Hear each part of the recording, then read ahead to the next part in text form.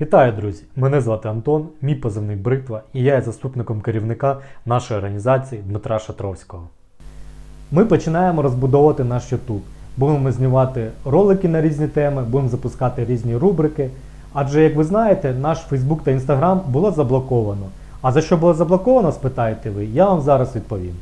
За те, що ми висвітлювали діяльність офіційного бойового підрозділу Національної гвардії України «Полк Азов». Так, зараз такі правила на Фейсбуці, і вони вважають полк Азов, який захищає нас з 2014 року на сході країни від російської агресії, терористичною організацією. І сьогодні тема випуску така: навіщо потрібні громради в міністерствах та навіщо за них голосувати? Громадські ради – це консультативно-дорадчий орган, який створюється в міністерствах або в інших центральних органах виконавчої влади. Простими словами, громадськими радами можна найбільш ефективно та конструктивно вирішувати питання суспільного значення, в нашому випадку ветеранів російсько-української війни. В Міністерстві у справах ветеранів вже 2 роки існує громадська рада, каденція якої вже закінчується. Ви спитаєте, а що вони робили? А я вам зараз відповім. Перше. Проаналізовано десятки проєктів та подано по них сотні пропозицій по їх вдосконаленню. Громрадою опрацьовано медичне забезпечення та реабілітація, забезпечення житлом, психічне здоров'я та вшанування пам'яті загиблих та їх героїзація та багато інших направлень. Друге. На початку створення міністерства активно включились у створення комісії по надання статусу учасників бойових дій добровольцям. І як результат вже було видано понад сотню статусів учасників бойових дій.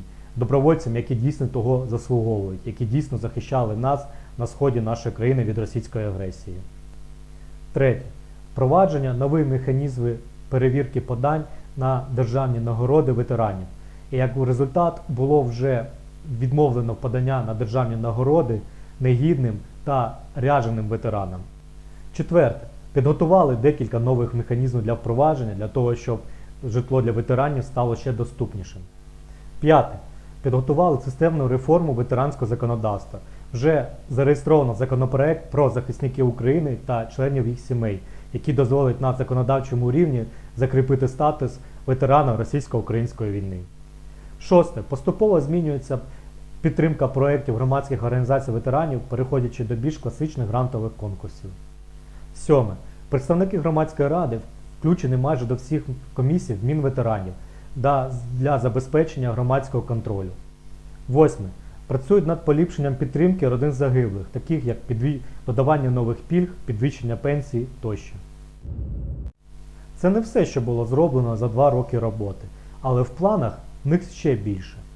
Прийняття закону про захисників України та членів їх сімей та впровадження інших ветеранських реформ для підтримки ветеранського суспільства.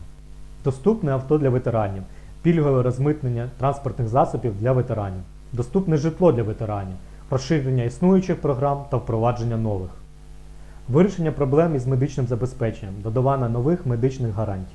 Повноцінна програма переходу від військової служби до цивільного життя. Розвиток програм підтримки підприємництва та працевлаштування ветеранів. Посилення інституційної спроможності Мінветеранів. За 2 роки цей склад громадської ради, як ви бачите, зміг досягти багато чого.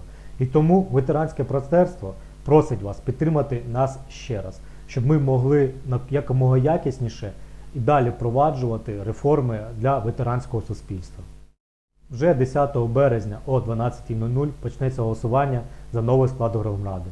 Буде продовжуватись воно до 12 березня до 12:00, тобто 2 доби. Постінструкцію для голосування ми викладемо в день голосування, тобто 10 березня. Інструкцію для голосування ми викладемо в нашому телеграм-каналі. Якщо ви дивитесь це відео на YouTube, то під відео в першому коментарі закріпленому будуть посилання на наші телеграм-канали.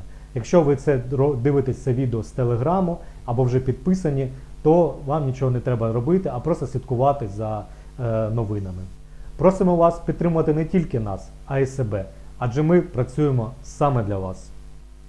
Підписуйтесь на нас, далі буде більше. Гарного вам дня!